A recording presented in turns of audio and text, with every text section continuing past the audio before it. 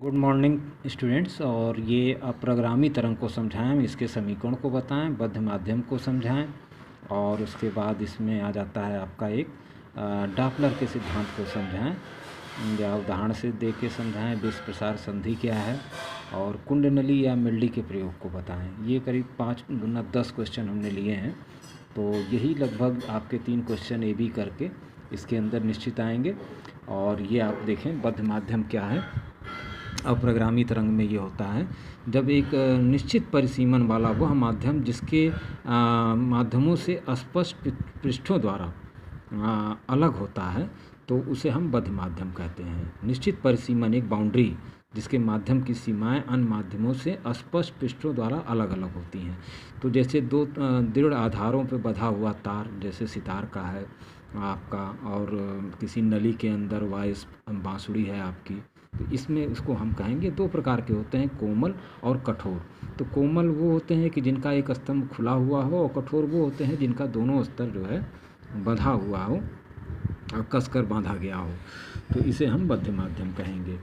अब अप्रगामी के तरंग किसे कहेंगे? जब किसी बद्ध माध्यम में किसी प्रकार की समान दो अनुदैर्घ्य अथवा दो एक जैसी अनुप्रस्थ तरंगे एक ही चाल से लेकिन वो विपरीत दिशा में चलें, तो इनके अध्यारोपण से एक नई तरंग उत्पन्न हो जाती है और इस प्रकार की नई तरंग प्रगामी तरंग कहलाती है। लेकिन अप्रगामी तरंग में ऊर्जा का संचरण नहीं होता है और इस प्रकार की अनुदैर्घ्य प्रगामी तरंग के अध्यारोपण से बनी अप्रगामी तरंग अनुदैर्घ्य अप्रगामी तरंग कहलाती है।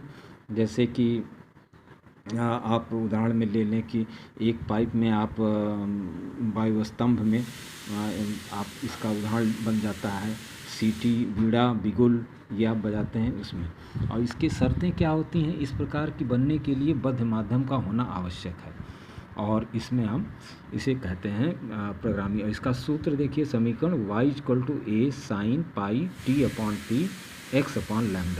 तो जब ये तरंग आती है, आपतित होती है, तो उसका असर माइनस होता है, और जब परावर्तित होती है तो ये समीकरण प्लस होता है। तो ये आपसे पूछ सकता है तरंग का समीकरण। और अगर हम इसमें और देखें तो इनकी विशेषताएं क्या होती हैं? ये तरंगें माध्यम में आगे नहीं बढ़ती बल्कि अपने स्थान पर फैलती सिकुड़ती हैं, और दो पास पास की निस्पंदों या इसके अंदर प्रस्पंद बनेंगे, ऊपर वाला निस्पंद नीचे वाला प्रस्पंद, तो इनकी बीच की दूरी λ/2 होती है। और प्रगामी अप्रगामी तरंग की अगर तुलना कर दें तो ये तरंगें किसी ध्वनि स्रोत द्वारा उत्पन्न की जाती हैं प्रगामी, जबकि अप्रगामी क्या है कि इन्हीं तरंगों के समान आवृत्ति समान आयाम में विपरीत दिशा से जो प्रगामी तरंगों के अध्यारोपण से, इनकी जो प्रगामी तरंग है इनका अध्यारोपण से ये तरंग बनती है अप्रगामी। ये तरंगें एक निश्चित वेग से आगे बढ़ती हैं, लेकिन ये आगे नहीं बढ़ती बल्कि वही बद्ध माध्यम में रहती हैं। इनके द्वारा ऊर्जा का संचरण होता है और इसमें ऊर्जा का संचरण नहीं होता है। ये भी आप एक इम्पॉर्टेंट के रूप में मान लें। और उसके बाद इसके अंदर और इस तनी हुई डोरी में अप्रगामी तरंग क्या होगा? तो ये तनी हुई डोरी कोई भी रहेगी तो v = करड़ी में t/ तनाव बटा डोरी का द्रव्यमान। तो इस तरह से आप इसका सूत्र भी बता सकते हैं, तनी हुई डोरी का अंदर द्रव्यमान सूत्र क्या है। और इसको और अगर हल करेंगे आप तो आवृत्ति उसके अंदर डोरी के अंदर जो रहेगी, ये तो वेग हो गया आपका। आवृत्ति के लिए अगर पूछते तो n = 1/2l जो कि डोरी की लंबाई है बटा वही करड़ी में t/n। तो ये आपका आवृत्ति और वेग का सूत्र हुआ। और उसके बाद अगर अनुप्रस्थ का जो इसके अंदर नियम है ये आपको मैं दिया हूँ, अनुप्रस्थ के नियम है, तो लंबाई का नियम क्या होगा? n/l बराबर नियतांक मैंने आपको बताया n1/n2 l2/l1। चूँकि नीचे रहता है तो आवृत्ति के उल्टा ये समानुपाती होगा। अगर दो आवृत्ति मालूम है, एक लंबाई मालूम है, तो दूसरे की लंबाई निकल जाएगी।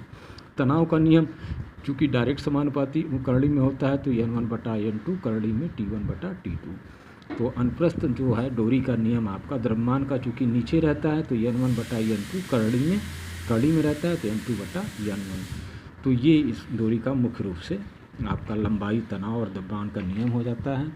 मिल्डी के प्रयोग को मैंने आपको बताया था कि 1859 में वैज्ञानिक ने एक मिल्डी साहब ने प्रयोग किया जिसमें कि स्वरित्र को, जो आपका ये स्वरित्र होता है कंपन करता है, विद्युत विधि द्वारा कंपन कराया गया, तो ऐसे स्वरित को विद्युत पोषित स्वरित या प्रतिवर्ती धारा अप्रगामी तरंगों का प्रायोगिक प्रदर्शन करने के लिए ये प्रयोग इन्होंने किया था।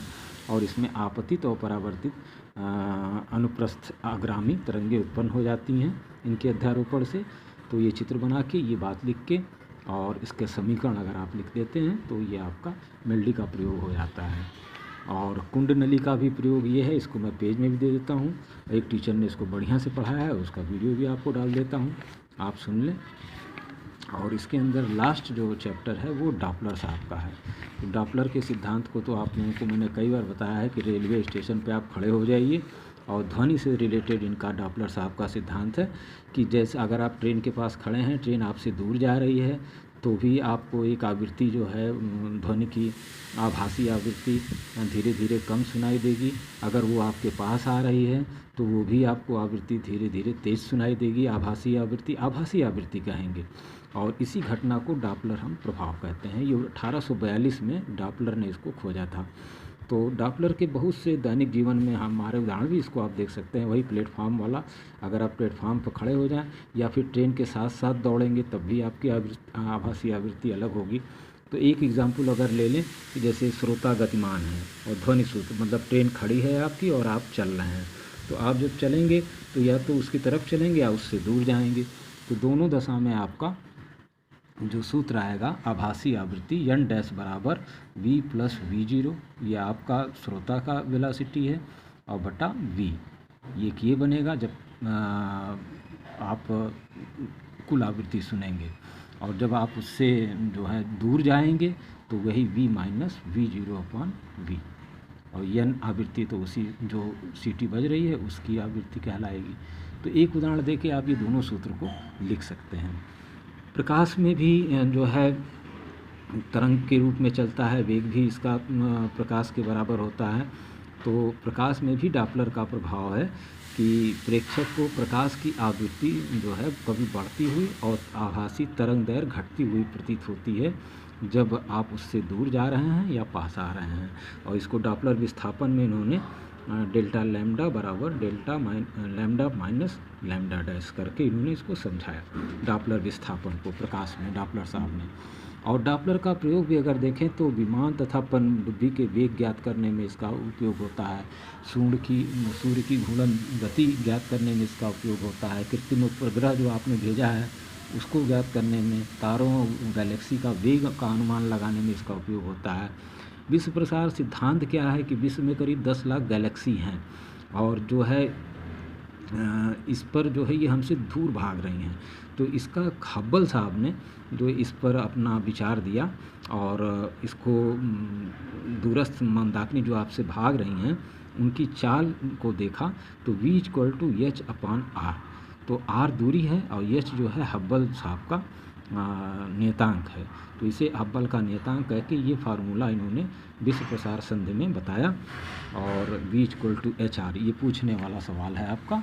और बिग बैंग क्या है, तो बिग बैंग एक तरह से जब आपका पृथ्वी जो है असंख्य भागों में खंडित हुई तो इसके चारों ओर मंदाकिनियाँ लगभग भागती रहीं, दूर भाग रही हैं हमसे। तो गोले का ताप भी करीब 10⁻12 रहा। तो इस सिद्धांत के अनुसार विश्व के वर्तमान समय में लगभग भूतकाल में एक सघन गोले के रूप में ये रहा होगा हमारा पृथ्वी, और अब लगभग 20 लाख वर्षों से ये गोला असंख्य खंडों में विखंडित हो गया है। तो ये चारों ओर अलग अलग से मंदाकियों के रूप में भाग रहे हैं। तो इसे हम बिग बैंग का सिद्धांत कहेंगे। और बहुत आसान रहा ये चैप्टर भी आपका। और इसके अंदर वही डॉपलर प्रभाव सत्य है, ध्वनि और प्रकाश दोनों के लिए है। तो ये यात्री ट्रेन में बैठा है, अगर उसके साथ सीटी भी बज रही है तो उसकी वास्तविक आवृत्ति क्या होगी, लगभग बराबर होगी, क्योंकि ये तभी लागू होगा कि जब आप उससे ट्रेन से दूर जाएं या पास आएँ या उसके साथ चलें, तभी ये रहेगा। तो ये भी आपका लगभग चैप्टर ख़त्म होता है और फिर दूसरा चैप्टर आ जाता है विद्युत और चुंबक का सिद्धांत। तो ये 6 मतलब ये तरह से 5 दूना 10 क्वेश्चन हैं और इनको आप ज़रूर देखें और ध्यानपूर्वक ये आपका जो 2 वीडियो में कवर हो जाता है पेपर 1। इसी तरह मैं कोशिश करूँगा कि पेपर 2 को भी 10 क्वेश्चन में कवर कर लूँ, और आप इसके 3 क्वेश्चन ज़रूर बढ़िया से पढ़ के जाइएगा। मुझे पूरी उम्मीद है कि आप 75% पार करेंगे। Many thanks again.